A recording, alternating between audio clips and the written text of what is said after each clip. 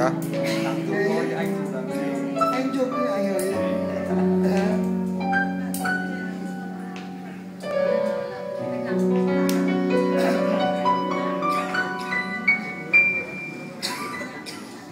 Mưa vẫn mưa bay trên tầng tháp cầu, dài tay em mấy thu mắt xanh xao,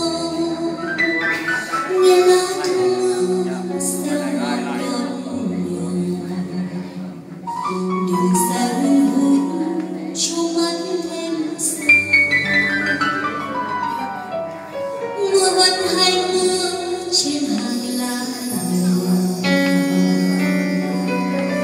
buổi chiều mây ngóng những chuyến mưa qua, trên bước chân em âm thầm lá đường, chiều hương xanh buốt trong đèn son không xa. Chiều nay còn mưa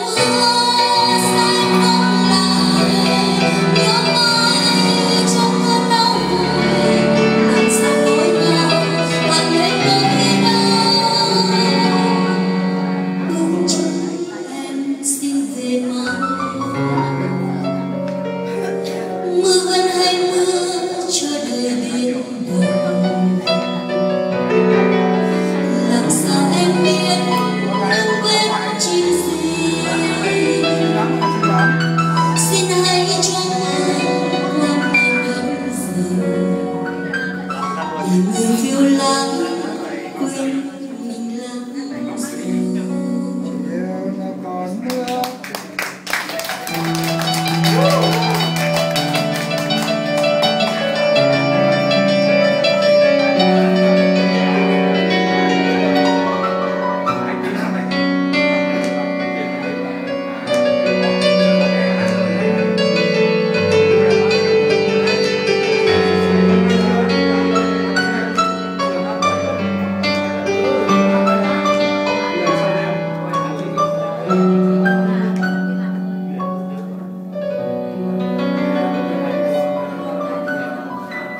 Mưa vẫn mưa bay trên tầng tháp cầu, dài tay em mấy thu mắt xanh xao, nghe lá thu mưa reo ngọt ngọt ngào, đường dài hun hút trong mắt thanh sâu.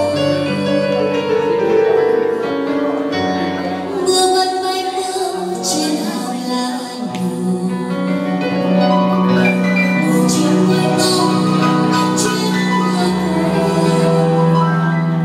trên bước chân em âm thầm lá đường, trường hương xanh buốt trong đèn son xa. Chiều nay còn mưa rơi ngất lại, tiếng mây trong cơn đau làm sao ngồi lâu hẳn bên nỗi đau. Đường chân em xin về mau.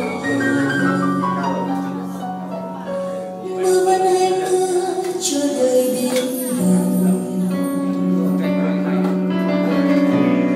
Làm sao em biết đã không đau? Xin hãy cho mưa qua mình đắm sầu, để người phiêu lãng quên mình lãng rồi. Xin hãy